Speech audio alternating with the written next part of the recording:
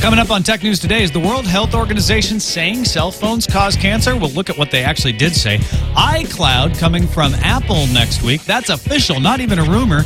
And Intel recycles its Ultrabook announcement. All that and more coming up. Netcasts you love. From people you trust. This is TWiT.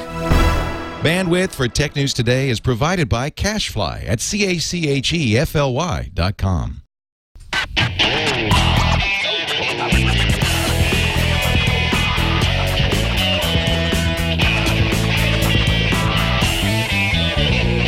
This is Tech News Today for Tuesday, May 31st, 2011. Tech News Today is brought to you by FreshBooks, the easy online invoicing service that gets you paid quickly and makes you look professional. Get started with a free package at FreshBooks.com.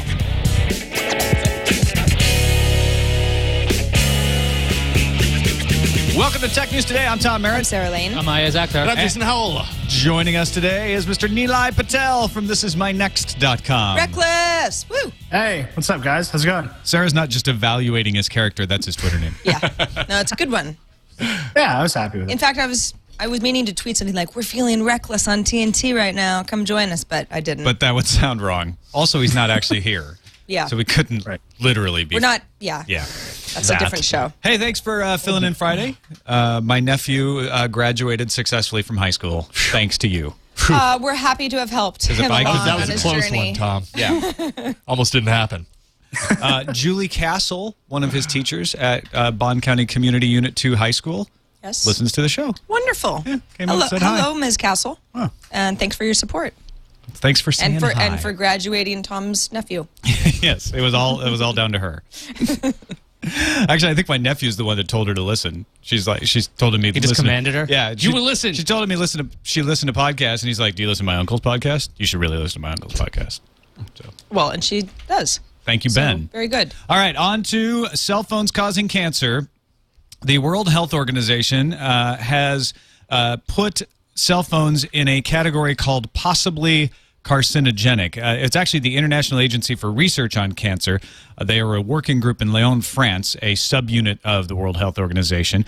It is their job to categorize potentially carcinogenic materials in one of 5 groups. Group 1 is carcinogenic. They cause cancer. Group 2A is probably carcinogenic. Group 2B, possibly carcinogenic. Group 3 is unclassifiable as to carcinogenicity. And Group 4 is probably not carcinogenic. Cell phone radiation has been put in Group 2B, meaning it is possibly carcinogenic, after 31 scientists from 14 countries reviewed the literature, which means they didn't conduct any original research. They looked at all the studies that have been done and said, okay, based on the current research, we say that it is possible that cell phones cause radiation. The information we have is inadequate to determine it for certain, and it is actually only 2 types of cancer that we are even concerned with, glioma and acoustic neuroma cancers. For those 2 cancers, a positive association has been observed between exposure to the agent and cancer, but chance, bias, or confounding circumstances could not be ruled out with reasonable confidence, which is why they didn't make it probably cause. They said, look, this is the precautionary principle we were talking about last week. There might be a link. We can't say for certain, so we're going to put it in this classification so that people know you might want to be careful. You might want to, limit your use. Isn't coffee under this possible classification as well? I mean, along with a lot of other things where it's like, if there were maybe 30 more years of research, they might have more conclusive evidence. Right. Otherwise, there is nothing conclusive about this because we just don't. But I think the thing about decades. coffee is that you can just stop drinking coffee, right? But you Right. can't actually stop being radiated with cell phone signals nonstop every day.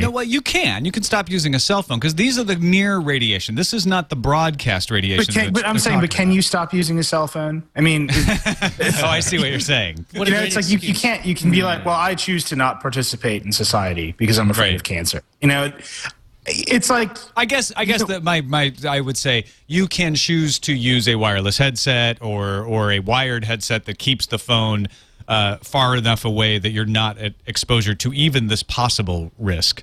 That if you're really worried about it, that's what although a wireless headset is still Bluetooth. I mean, you're still pumping 2.4 gigahertz radiation. Yeah, through but your there's head. no studies on 2.4 gigahertz. So we're good. There's not enough studies to move it into a possible risk category. Yeah. I think if the end result of this, we were talking in pre-show, we've all been tracking this story since like 2003, right? And it's kind of like the World Health Organization just did the lit review of all of the stories we've been hearing from all of the scientists, and they said, okay, we definitely need to know the answer to this. We're putting it in this classification.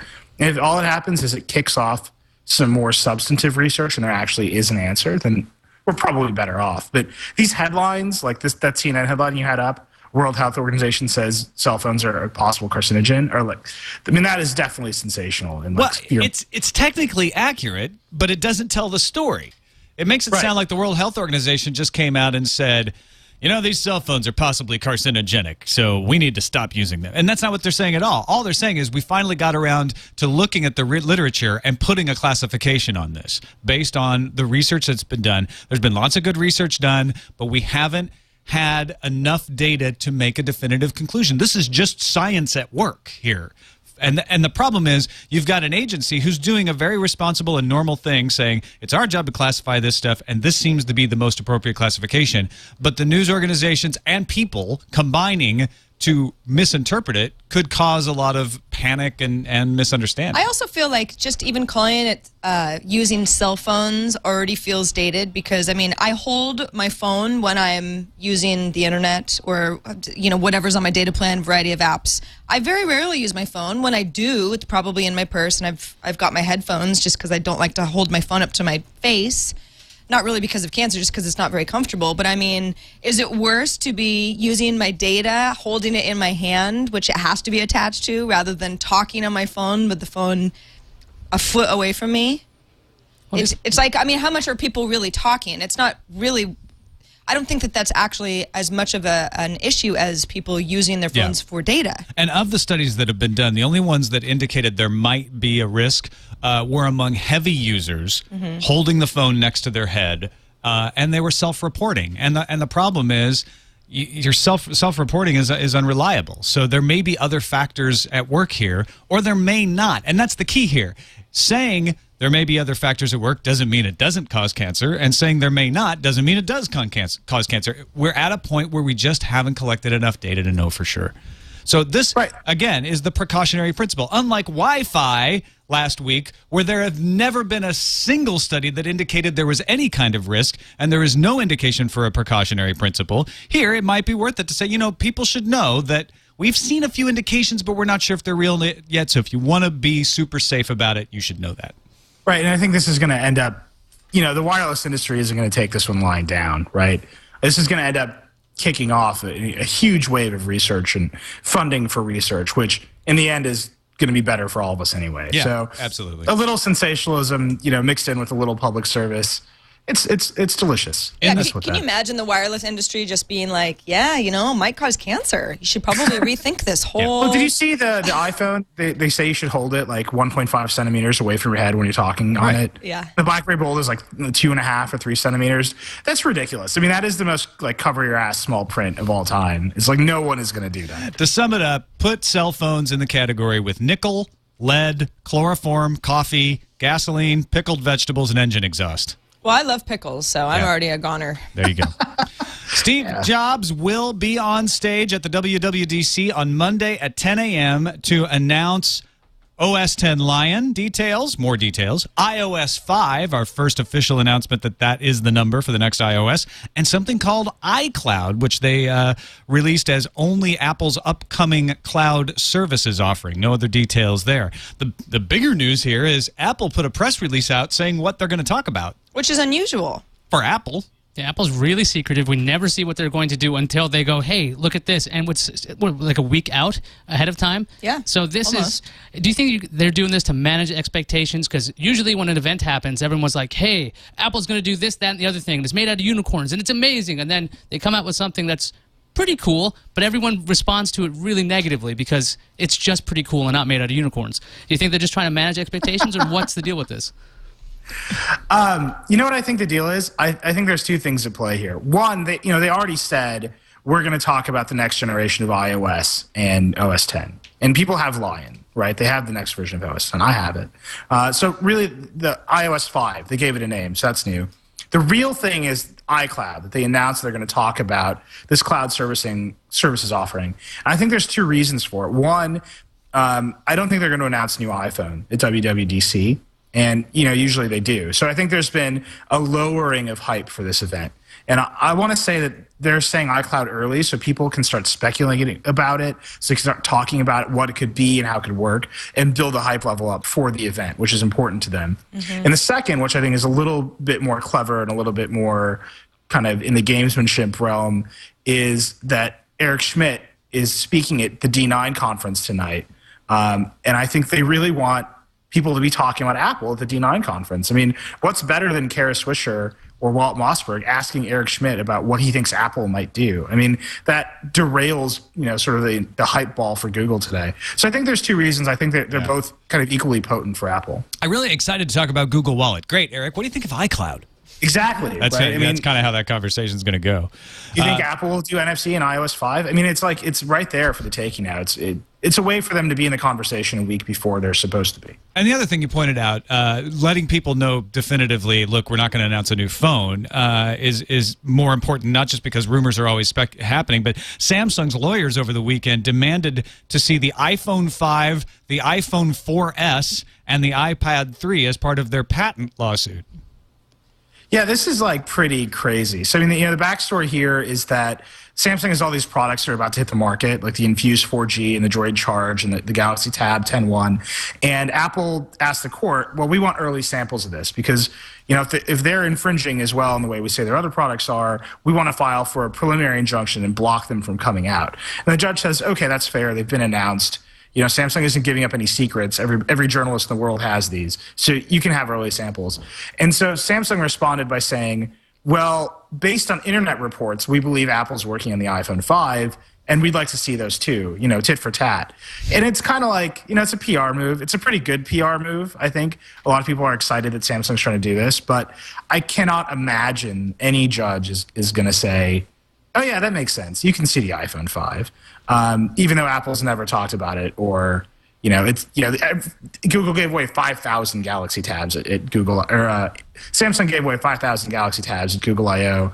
Apple has never even whispered the words iPhone 5. I think it's a crucial difference. But, or iPhone 4S, which was also, I thought, funny. Well, yeah, Samsung's just guessing at the name, too, which is like pretty funny. They're like, we believe it might have a name. We saw a blog posting about 4S. And over the 4T while you're at it. Yeah. It's probably in there somewhere. Could that also be why Apple actually did a press release to say, look, we're telling you what we're going to be showing you, and none of this has to do with, it's not the iPhone 4S or 5. We don't even have that.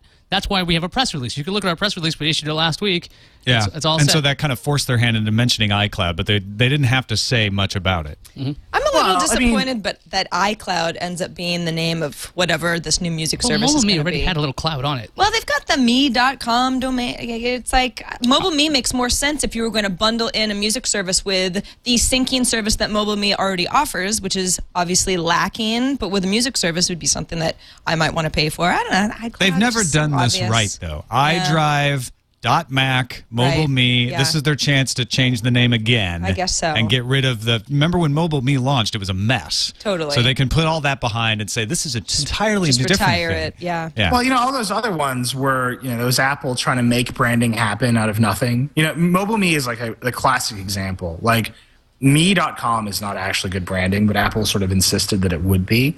And the cloud branding is pervasive throughout the industry. So if Apple walks in, they can ride on the back of this branding. I mean, but hopefully they're going to do more than just rebrand MobileMe. And we keep talking about this cloud music service. I honestly think that that's going to be a different thing. I don't think that will be part of iCloud.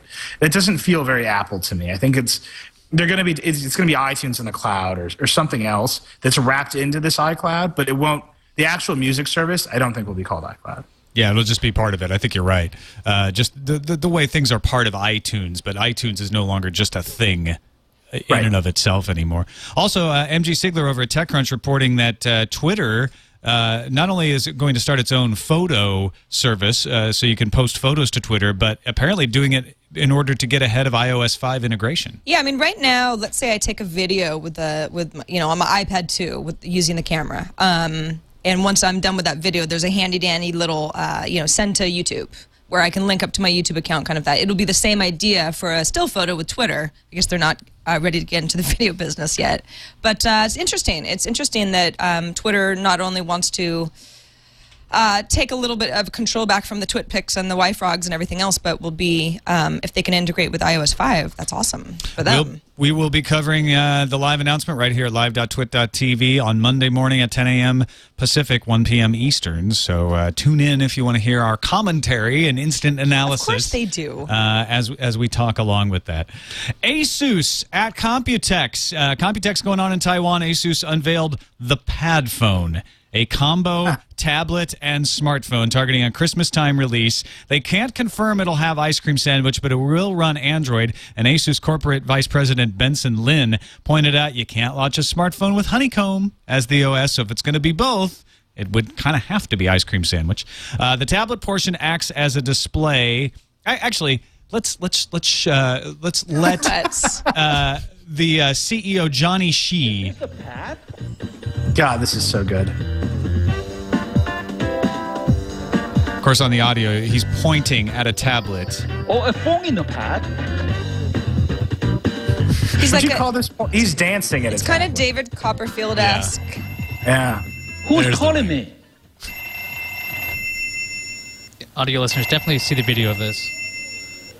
I mean, this was well rehearsed. So he pulls the phone out from behind the tablet that's been sitting on the podium and can take a call. Now, wait, best line. Oh, you missed the best line. It's true. It's true. Hold on, Louis. Yeah. But more important, Steve has to wait. Yeah, Steve has to wait. Obviously meaning Steve Ballmer. Oh, yeah. So here it is, 6 months later from CES, and we have progressed from a laptop dock for a phone to a tablet dock for a phone. And in this video, this is just a mock-up. Right. Even the phone and the tablet docking station. Well, not in She's video had a phone that rang. Oh, yeah? Yeah. That wasn't added in? Nobody. Well. Who knows? Who knows, really, An what that incredible was. display that looked like a sticker. I can't believe people are so excited about another docking station for a phone. This isn't that crazy. I mean, we saw it with the Atrix. You can do it with the laptop. Nothing's stopping you from creating a tablet dock around that or any other. I mean, I guess Motorola would have to do it because they have a proprietary dock. But I don't see why people are so psyched about this, because when you don't have that little phone in that tablet shell, it does nothing. The shell it's will really do nothing. basically just a display. Right. Yeah. So it's not that big a deal. But if you're like me and you always carry a tablet and a phone, the idea of having a cheaper tablet that can do exactly the same thing and have exactly the same apps and all the same data and as a phone, Yeah. that's kind of appealing. I mean, most people would say that they always have their phone on them anyways. So then if you have the tablet, of course you're going to have the other piece to it. It's your phone. That goes with you everywhere, right? And that means you have to keep this thing charged as well as the phone. So both of those devices have to be Just charged. like if you had a tablet and a phone. If you were charging But the tablet with could the have phone attached, would they both charge? I would hope so. I'm just saying that at least the tablet has I functionality. assume- And actually, I do know that the tablet can charge the phone for you if the phone. And in Ice Cream Sandwich, Google has said that it'll just be one app with both tablet and phone interfaces like baked into it. So it kind of makes sense. It's like you're running all your phone apps, you plug it into a bigger screen, and you get the same apps running bigger versions. But that's a lot of like execution that has to happen, right? That sounds great, but all of these app developers have to pull it off and make it make sense on that platform and using this stuff. And nobody's shown that they can actually pull this off yet. I mean, have you guys used the Atrix in the web top dock on the laptop dock? Yeah, and that's why it doesn't really work. This is more exciting to me than that, because that is just a browser with a small screen for your phone apps. The promise of Ice Cream Sandwich is what you're talking about, if they can pull it off, which is a really good point. All right, let's take a quick break and thank our sponsor, FreshBooks. If you're a small business owner, consultant, freelancer, anybody who has to write an invoice and doesn't want to, and that's probably everybody who has to write an invoice. You want to get paid, so you know you got to do it, but it's kind of a pain to put together invoices and deal with templates and office programs. Don't do it anymore. Use FreshBooks. I started using this myself, and it made my life tons easier. You quickly and easily create and send professional-looking invoices from an address book. So if you invoice the same people over and over again, it becomes super easy. But even if you have new clients, you pop in their details, and all you have to do is know the information. It will create a professional-looking invoice for you. It will send out emails with the PDF attached. It will send out reminder emails. It will accept the payments for you with 11 different electronic payment services. And if you got some old fogies out there that demand a printed out piece of paper, for a little extra money, you can have them print and send the invoice for you as well and still manage it the same way they would manage an electronic invoice. Over 2 million users have been sending and paying invoices with FreshBooks since 2004. Try it out for free today. You can set up 3 clients for absolutely nothing, and then it's not much more expensive to start setting up clients if you want to start using it that way. Go to FreshBooks.com, sign up for a fresh account, and when they ask you how you heard about FreshBooks, let them know you heard about it on Tech News Today, and you will be entered to win a birthday cake. Yeah. They do a drawing once a week. Yeah, once a week. And if your name is drawn, they will send you a cake. It does not have to be your birthday to win the cake. Just a celebratory cake. Over the weekend, we got to know a new hacker group. This is not anonymous. It's a group called LulzSec. They are unhappy with the Frontline documentary on PBS here in the U.S. about WikiLeaks. They are particularly unhappy about the portrayal of Bradley Manning. That aired on May 24th, so LulzSec decided to hack the PBS servers, most notoriously adding a fake news story to a blog belonging to the PBS NewsHour show, indicating that Tupac Shakur had been found alive and well in New Zealand. Which is wait. That's not true? I gotta go. No. Yeah, I'm sorry to bring it. Things have bring it to changed you. for me. Yes. Well, it actually might be true, but it's not true in because this case, it wasn't meant to be true. Yeah, it's true in that sort of Point Break way. It's like you hope he's just out there surfing. It's poetically true. Yes. Yeah, like Keanu Reeves is gonna find him at the end. Keep on surfing, Tupac. Actually, more seriously, the hack also tweeted links to pastebin postings of internal IP addresses, names of PBS servers, top-level view of the PBS website database, 200 PBS affiliates' addresses and passwords, dozens of PBS bloggers, 1,500 third-party newspaper and media reporters' information. This is a pretty extensive hack. LulzSec has already hacked Sony's Japanese website, and before that, Fox.com.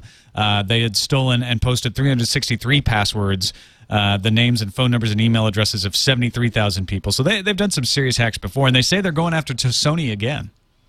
And they also say that they are not part of Anonymous, but who really knows who's part of an anonymous group and who isn't? Well, you don't have a name if you're anonymous. So. Right. No, even if they aren't, I believe them. They're not part of Anonymous, but they share a similar ethos, it seems like. Mm-hmm. And wow, who knew Can I say something vaguely controversial here? Well, sure. I mean, this is like such a new phenomenon that you have groups of criminals who are like, they're like, it's like the Wild West. Like, they're famous for being bad guys. You know what I mean? And like, they want fame and like social standing for basically like flagrantly disobeying like the rules of society. It's like kind of a wild idea. I mean, in some sense, like it's almost like terrorism, right? It's like, should Sony be afraid constantly of everything that it does might provoke like a bunch of jerks to like come after the core of their business? Yeah, it is an entirely new section of the hacker ethos. There's hackers who do it because they just want to see how stuff works, and then there's crackers who do it because they have nefarious purposes.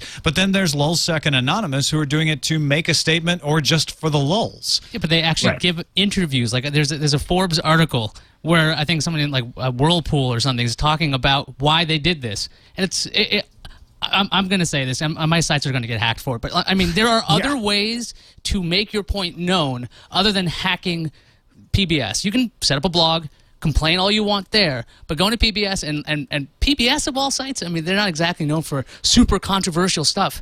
So like going after them because their point of view and frontline was a little off. Well, also, I think, Neil, one of the points that you were making is that what ends up happening is people who have nothing to do with Sony or Fox or PBS, their information is what gets leaked. You know, at Fox, for example, it was a bunch of people who had auditioned for the show X Factor. Like, they want to be, like, pop singers, and now everybody knows their email addresses. It's like, I mean, that has nothing, those people are really, you know, sort of innocent bystanders, and they're the ones who are... Well, have you heard some of them sing? Because they deserve it.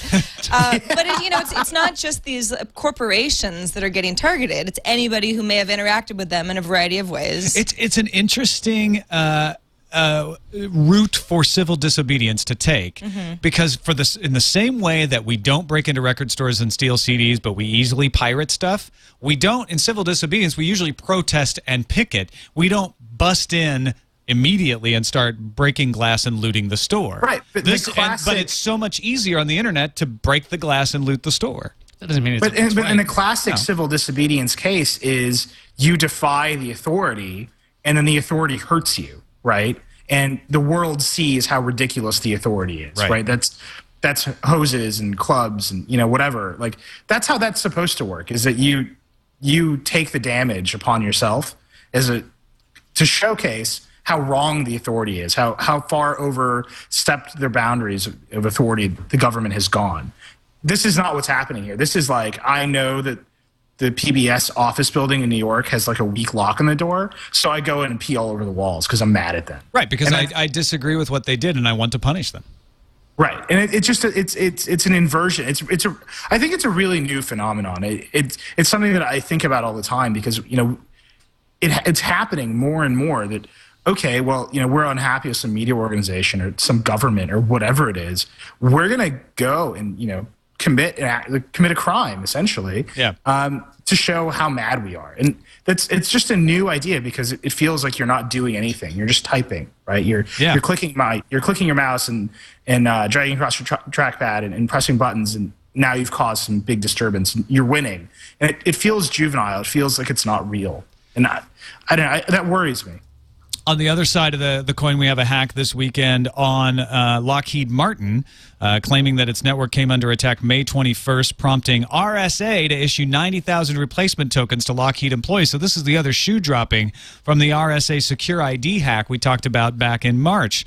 Lockheed Martin told Reuters no customer program or employee personal data has been compromised, but several other defense contractors have reportedly experienced intrusions in computer networks. In fact, Wired reporting right before we started the show that L3 Communications had sent an email in April to their employees saying they had been actively targeted with RSA Secure ID hacks.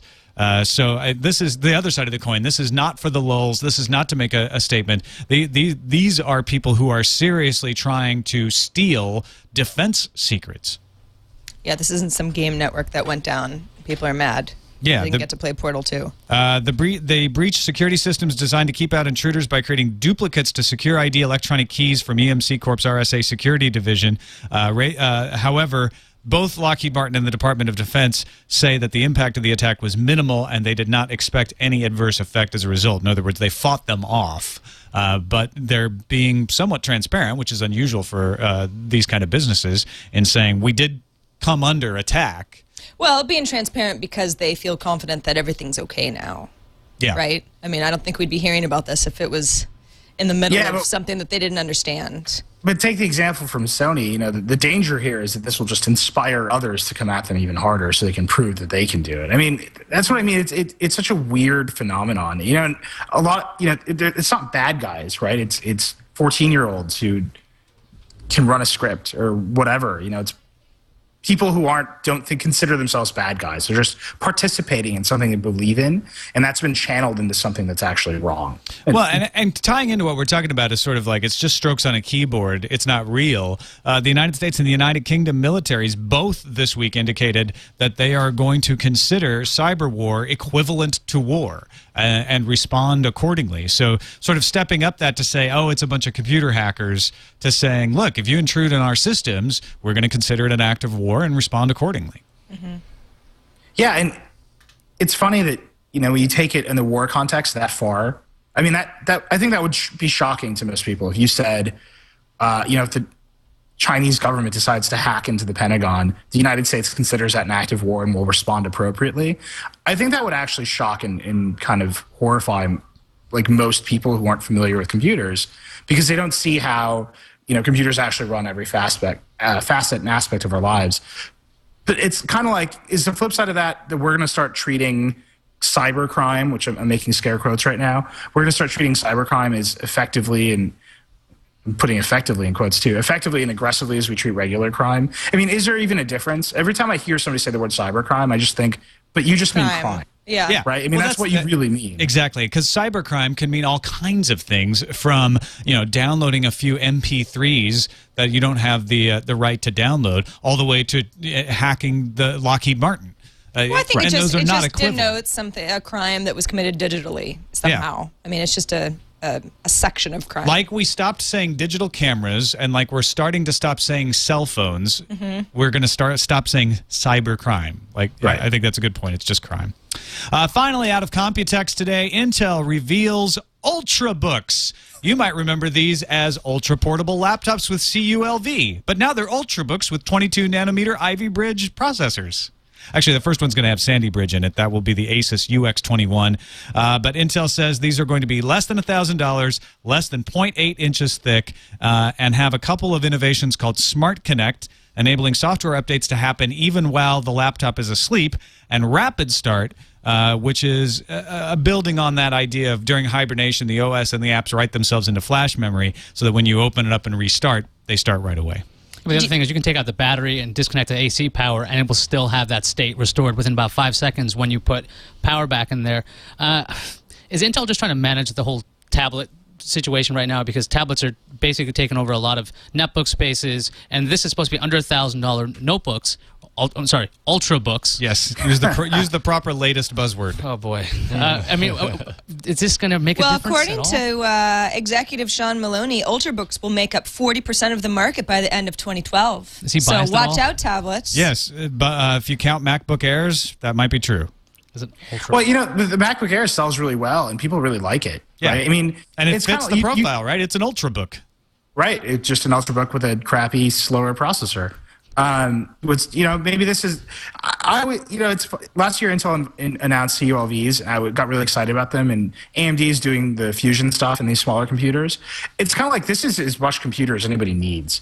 You can't do everything with a tablet. Like, you need a real operating system and a keyboard in your life somewhere. And if it looks like this, I'm all for it.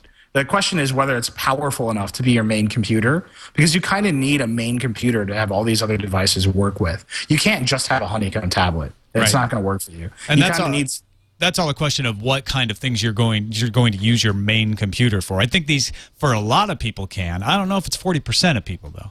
Well, my fiance uses a MacBook Air as her main computer. That thing is pretty underpowered. A lot of developers that I know, they have like servers. They're always connecting to servers and working remotely, and they use MacBook Airs because they're lighter and they don't really need any local horsepower. Yeah, those are good use cases, definitely.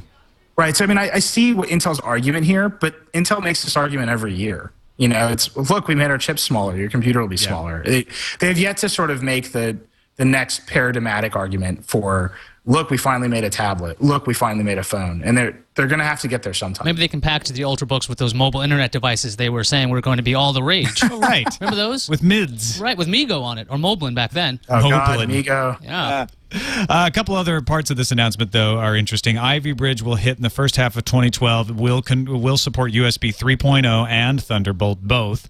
The follow-up to Ivy Bridge will be called Haswell, and Atom-based 32-nanometer Cedar Trail is going to hit before the end of the year for tablets that run Windows, Chrome, and MeeGo netbooks. They also did a demo of a Medfield-powered tablet running Honeycomb. Medfield is supposed to hit tablets and phones in 2012.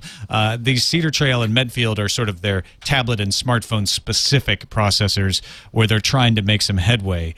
So this is an exact duplicate of last year when they announced Moorestown would come out and be out. This and never came out.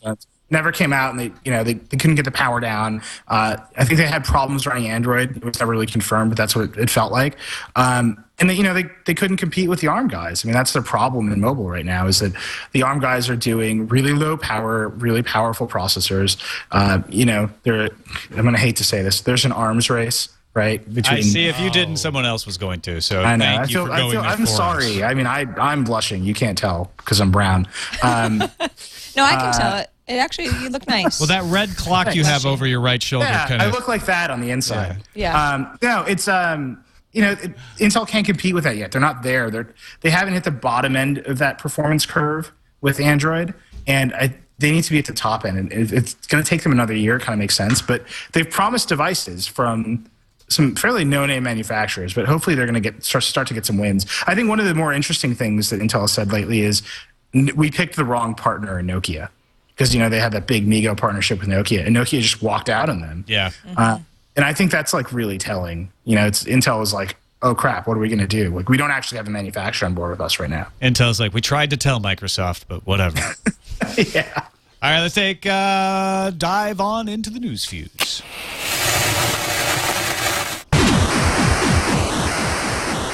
Tablet manufacturers might want to think twice before picking Microsoft's upcoming tablet OS that is supposed to be announced later this week. Speaking at Computex, Acer CEO JT Wang said of Microsoft, quote, "They're really controlling the whole thing, the whole process."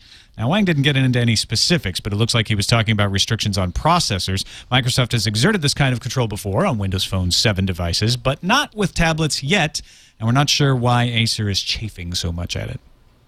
Well, this is it. I mean, they're walking away from Intel, right? They're going to ARM. So if Windows 8 on tablet only runs on ARM, then Acer's walking away from a huge relationship with Intel. They're walking from a lot of know-how of how to run Windows on Intel. They're having to relearn a lot of stuff. I mean, these are big shifts now in the industry. What happens next with Windows is going to impact what happens to Intel a lot.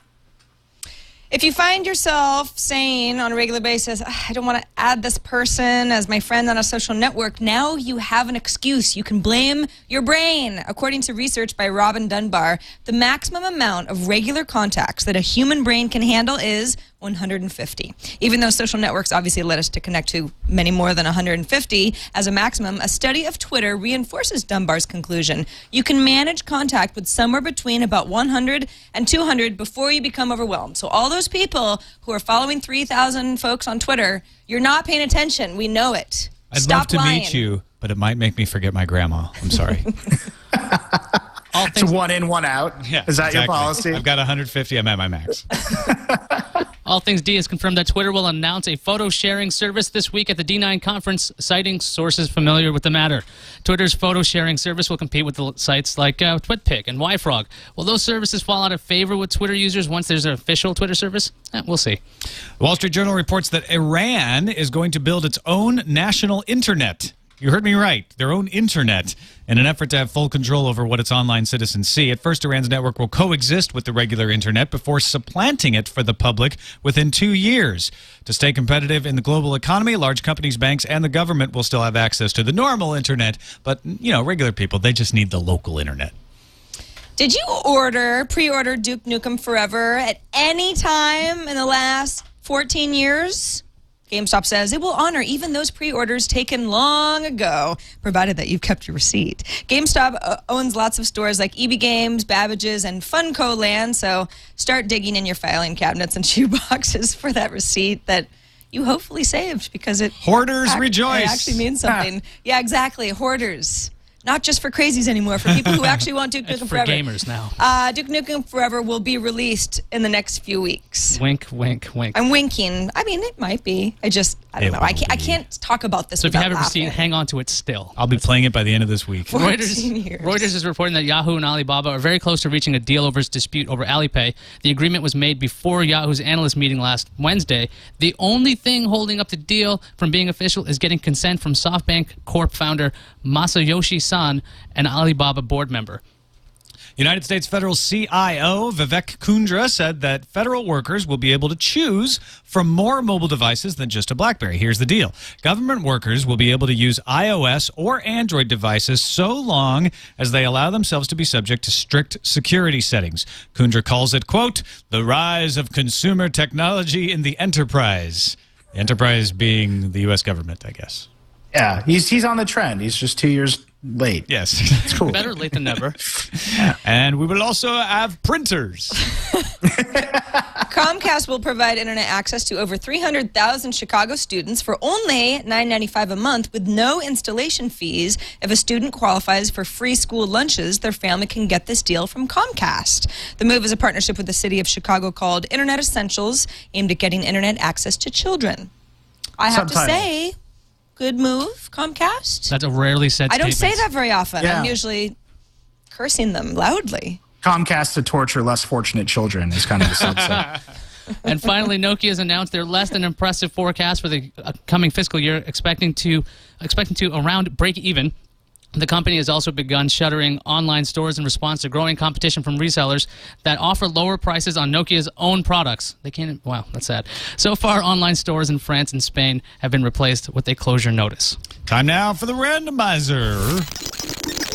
We got a random story today. RFID tags already used to trace everything in the world will soon be edible. That's the idea behind NutraSmart, a food tracking system that evolves around edible RFID tags developed by Hans Harms, a design engineering student at the Royal College of Art in London. Most of the demo shows food being placed on a smart plate and then a laptop showing you, like, the calories in the food and nutritional information. And he talks about, your refrigerator being able to order stuff when you're low, all those things we've been hearing about for years. But you would, in fact, actually eat the RFID chips. That's weird. Does that mean that you could, like, pay people by running up to them with an XSS and, like, scanning their bellies? I know what you did. You ate my cupcake. What'd you have? Yes. You can finally catch that lunch thief. It was Tom. I have the proof right here on my Android phone. Yeah. So it's hard for me not to feel like this is a silly idea.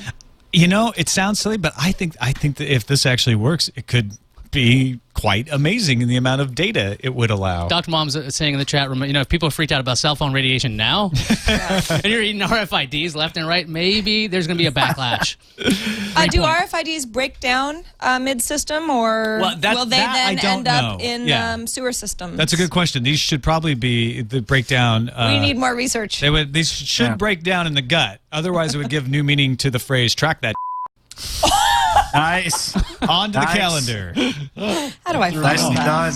Over the weekend, Linus Torvalds updated the Linux kernel to version 3.0.0-RC1 with code optimized for Intel's Ivy and Sandy Bridge processors, graphics cards, even the Microsoft Kinect. This is an RC, so probably some tweaks before it's ready for prime time, but still good news for Linux folks, which excludes Iyaz. Yeah, that's right, because I hate all Yeah, things. you're a big Linux hater. That's right. Computex kicks off in Taiwan today, and we've already had our feeds littered with all kinds of new tablet announcements. Runs through Saturday, It's more June tablet 4th. goodness coming. Lots of goodness and some badness, too.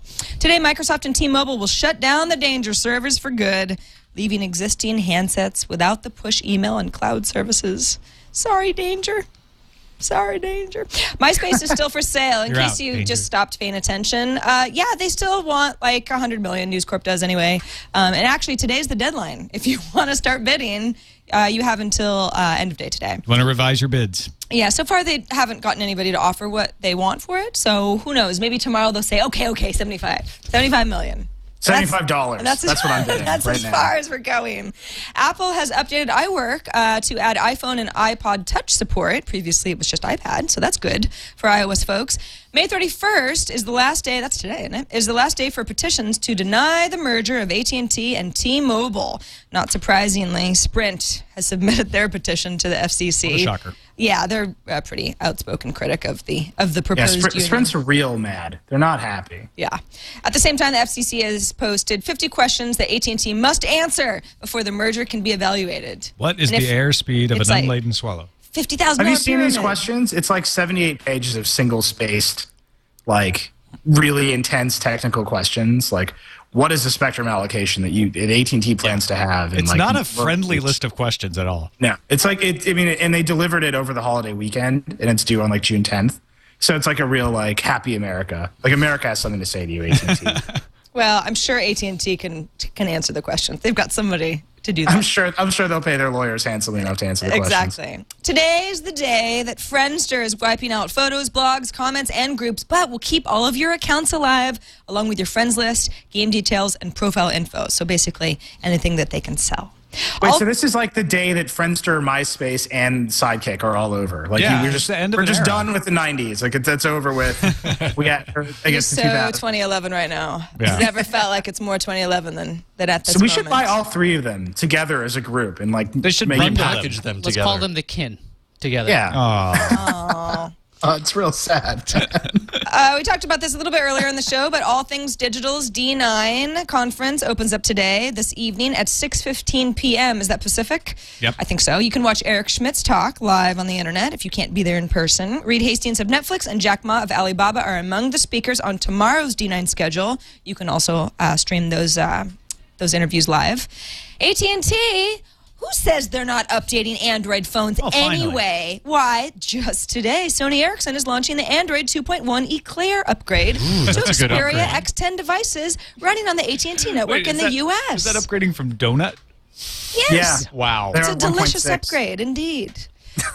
2 weeks ago, the PlayStation Network was restored, although a lot of PlayStation users noticed that a lot of the functionality, like buying games, still isn't fixed. Sony now says that full functionality will be returned to PSN at some point this week. So maybe like Friday night. Users will be able to access the welcome back packages from Sony at that point, which include 2 free games and other freebies like virtual items and extended subscriptions for PlayStation users. Goes for everybody but Japan, Korea, and Hong Kong. Right. Who won't get it by the end of this week. But we'll get it soon. Soon. They promise. Sooner than later, for sure.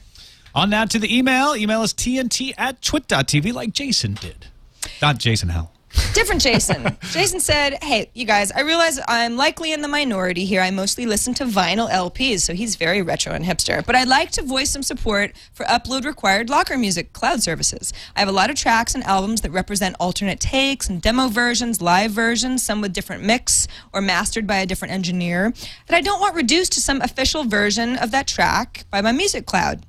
I like the idea of music matching and not having to upload 100 gigs of music, but that's less desirable to me than having the multiple and preferred versions of songs that I've accumulated over the years. My experience with Lala makes me suspicious of such services, never mind the likelihood that a lot of tracks from lesser-known artists wouldn't be recognized at all. If iCloud does only music matching or makes managing such differences difficult, then I will continue the long, slow upload to Google and Amazon. I guess we'll find out next Monday, Yeah. but hopefully it's sort of a, if we recognize it, we'll do it fast for you, but you have the option to upload it anyway in your preferred formats. Yeah, it's interesting. Folks like Jason who definitely have, not only do they have a robust collection, but maybe some a little bit more obscure recordings of songs. If you're a Beatles fan, you probably have like the anthologies or bootlegs or something that is not official out there. You don't really you don't want to replace a live performance at Shea Stadium with the album track, which is good, but it's not the same. Or Exactly. a friend's band. I mean, Yeah, right. this is just unreleased music. just You how- might have music that you made that you want to have on the cloud as well. Exactly. So the matching, it would just be interesting how much that could be unhelpful to people who have a more Well, eclectic collection. I think Apple's going to do both. Honestly, I hope so. I think Yeah. that they know That's this. the I way think to that do they it. know that there's value in just the streaming and there's value in your local collection. And you know they've been having their users build local collections for a long time. Well, they're the So makers of GarageBand. How could they not do that? Yeah, right. Right. So I mean, I think they know that there's great value in both sort of your local collection and the cloud, and you know that's the hole in every service. Like I use Rdio, and the hole in it is that people send me MP3s, and I have nowhere to put them because now I have to use 2 apps, and I don't think Apple's going to build a solution that's inelegant in that specific way because it's so obviously the right thing to do. Yeah, and I mean, they bought Lala, and Lala allowed you to do that. So Right. there you Exactly. go. All right, that's it for this edition of Tech News Today. Neil Patel, thanks so much for being on the show. Let us know what's going on at This Is My Next these days. Soon. You know, it's our temporary site, and in September-ish we'll be launching. We'll have a big party. You guys can all come down to New York. Sweet. Oh, you'll be awesome. Fly us out. Wow, you're going to pick up our flights and everything. This is awesome. Oh yeah, first class all the way. Thank you, Great. Neeli. Wow. That's Really amazing. looking forward to Great that. deal. This is my next favorite party. That joke is never going to get old. Let No, me tell you. no. Well, it'll get old after September. if it hasn't already. Also, don't forget, folks, we're still selling bricks. If you'd like to have your name in the entryway to the new TWiT studio, go to bricks.twit.tv. You can buy a brick, put your message on it, and have it live forever, or at least as long as the bricks In studio infamy.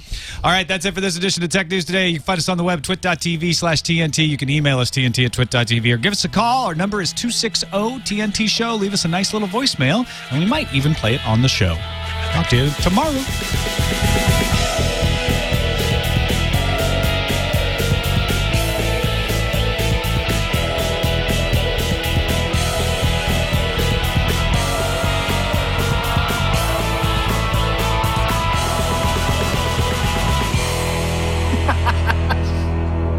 That's a good RFID check.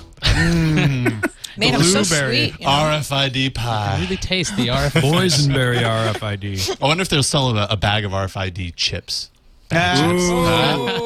Ooh, that's good. I know.